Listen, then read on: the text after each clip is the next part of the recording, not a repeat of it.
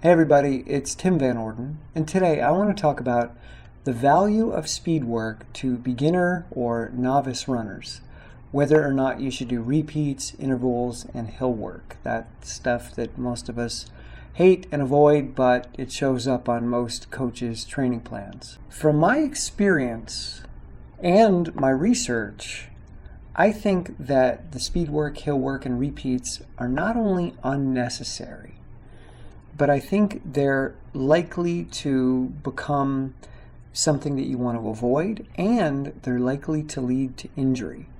So right from the bat, I'm going to tell you, I don't see much value in doing speed work or hill work for a new runner. There is some value. I said I don't see much, so I do see a little, but I'm going to twist it a little bit in this video.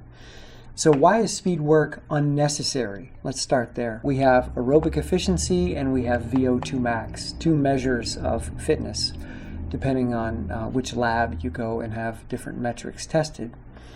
VO2 max is how much oxygen you can utilize out of what you breathe in. So you intake a certain amount of oxygen. How much of that oxygen can you utilize for effort? And aerobic efficiency is how efficiently do you use the oxygen that you take in. So how much versus how efficiently is it used? And the vast majority of gains for a new runner are in the how efficiently do you use that oxygen camp. So unless you're planning on trying to win the race, or unless you're planning on breaking some kind of record, you really don't need to do the speed work. That type of exercise, which is going to increase VO2 max, is not necessary at all to run an average time or even an above average time. That type of work is really geared toward the people that want to knock it out of the park, the people that want to be very competitive at an elite level. And I'm sure I'm going to take flack from a lot of runners out there because that is the standard dogma. You gradually increase your mileage, and over time you also progressively increase the load of speed that you place on your body. But I think that the vast majority of people doing that, it's totally unnecessary because they're not really benefiting. The greatest benefit comes from aerobic efficiency, which is simply consistently running. And if you keep getting injured or you keep losing motivation because the training is difficult and uncomfortable and not fun, it's going to be very difficult to have a consistent progression of mileage. So I really don't think that speed work is necessary for the vast majority of athletes out there, especially the beginning runner. Now, personally, last year at the age of 51, when I broke the American record in the mile, I wasn't doing any speed work at all. So I'm not going to claim that a 4:46 is super fast in the mile because compared to younger people, it's not. It's a good time, but it's not super fast by any means. But for someone my age, that's pretty darn quick, and I didn't do a lick of speed work to get there. I was walking for the majority of the training that I was doing. I was running very comfortably on trails, and I was doing a crap load of walking, this strange Bigfoot walk that I do. So number one, I don't think it's necessary for most of the people out there. Number two, it's likely to lead to injury. And the main reason for this is that most people don't give themselves enough time to warm up before they do that speed work. The vast majority of elite or competitive athletes out there will do a minimum of a 3-mile warm-up before they do anything intense, whether it's repeats, intervals, or a race. 3-mile warm-up, a lot of people do half an hour or more. Make sure not just that their muscles are warmed up, but that their connective tissue is warmed up, that their bones are warmed up. Your connective tissue and your bones are living things. They're not dead. They require a certain activation before you can increase the load on them, before you can increase acceleration. So where this becomes a problem for the new or novice runner is that 3-mile warm-up might be your entire run. So what a new runner is likely to do is a very small warm-up, not nearly enough to get their connective tissue, bones, and muscles to the state where it's safe to do the speed work, then they're not really doing enough speed work to have a big impact anyway, and it's unnecessary. And number two, they're probably not doing a long enough warm down, which again should probably be a minimum of 3 miles. So for instance, if I'm going to run a 5K race, it's 3-mile warm up, 3.1 mile race, 3-mile warm down. That's 9.1 miles to get in that 5K race to properly warm up and to properly warm down. How many novice runners can do a 9.1 mile run in a day? So by taking the speed work out of the equation for the beginning runner, you're going to reduce injury because you're reducing the load and the acceleration that you're putting on the muscles, bones, and connective tissue, because you probably haven't warmed up enough because you're just not ready for that kind of volume yet. So my third reason for taking speed work out of the equation for the new runner is the motivational element. It's already difficult enough to get yourself engaged. It's not a habit yet for you. It's not something that you consistently do every day and you've got a long history of having done it. It's new. So in the beginning, it might be exciting to push yourself, but that's quickly going to wear off. That novelty is going to go away. And then those hard workouts are going to be something that you want to avoid. They're going to become something that you dread because you know it's waiting for you. So you're either likely to not do it and come up with a great reason why, well, I didn't sleep well last night, or I had a little too much to drink, or I'm just not feeling it today. So you're going to find a way to avoid the workout.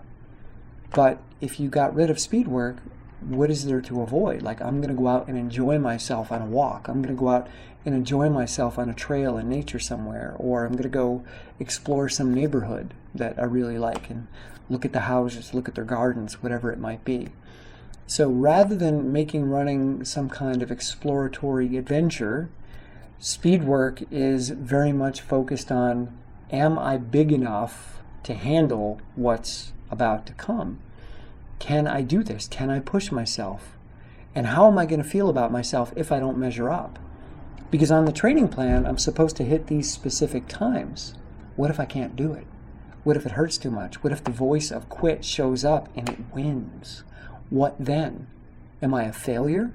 Do I go back and subject myself to more punishment? And how many times can I fail before I decide that running just sucks and I don't want to do it? I tried it. I hated it. I'm not a runner. Maybe you just don't like speed work.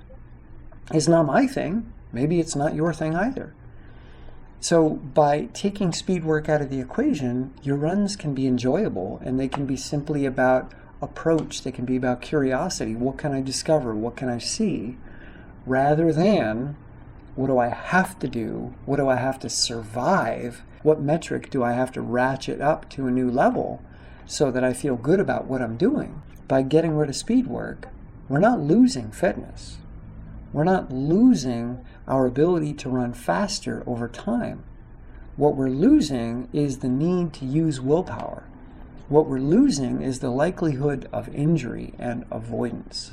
So with all that said, I think there is some value in running fast, but not in the standard way prescribed by most coaches and inside of the no pain, no gain paradigm. A lot of people tell me that when they run fast, they feel powerful. And I do too. I get that. So what I suggest for new runners is something called strides. Now, this is something that most elite and competitive athletes do on a regular basis, where you run fast at race pace, maybe even a little faster, for 10 to 30 seconds, and you repeat it whenever you feel like it. Maybe 4 times, maybe 6, sometimes 10. But it's generally never longer than 30 seconds. For a lot of people, it's 10 to 20 seconds, and it may be just 4 to 6 increments of that whenever you want to. It's not like, oh, I have to run 30 seconds and then I rest for 30 seconds. It's not an interval. It's just moving at a powerful pace for a period that doesn't exceed your comfort zone. You're not getting to the point where you're nauseous. You're not getting to the point where you're out of breath. You're not getting to the point where it sucks and becomes painful. You're allowing yourself to move powerfully within a window of enjoyment, or should I say a window of empowerment. So you get to feel the power of moving quickly, but you don't get to feel the disempowerment of the failure that comes at the end of the interval, or the end of the interval session, when your first time is a little faster than your second time, which is much faster than your third, and on your fourth one you can't even complete it. And you feel like a failure. A lot of people feel they've been defeated because they couldn't do the workout. But with a stride, there is no failure. There is no exhaustion. There is no pain. There is simply the experience of, this feels good. This feels powerful. So for elite and competitive athletes, the purpose of strides is not to build fitness. It's to build neuromuscular communication. We're teaching the nervous system to communicate with the muscles very quickly. Because if the nerves cannot keep up with what the muscles are trying to do, you will slow down. So this is something that you can do. You don't have to go to exhaustion, but you still need to do that warm-up. But if you're only doing a set of 4 20-second strides, you can do that at the end of a 3-mile run. And because you're never going to the point of failure or exhaustion, you don't need much of a warm-down. So you could do this within, say, a 4-mile run total, maybe 4.5 miles. You do a good 3-mile warm-up, you do 4 to 6 strides, 10 to 25 seconds, anywhere in that range, and then you have a short warm-down after. So you get to experience yourself powerfully, you get to move fast, which is fun, it's exciting, you feel like a kid again, and you don't have any of the failure. Okay, I hope there's some value in there for you. Let me know in the comments below what your relationship with speed work is. Let me know if you do strides and what your stride sessions are like and how you feel in the midst of doing them. And if you like this video, give it a thumbs up or 2 thumbs up. No, don't do that, just 1, because if you click twice, then it goes away. Subscribe to my channel if you haven't already, and you can always come on over to Patreon, where $1 or $2 a month helps me stay in this game. Okay, I'll see you soon. Bye.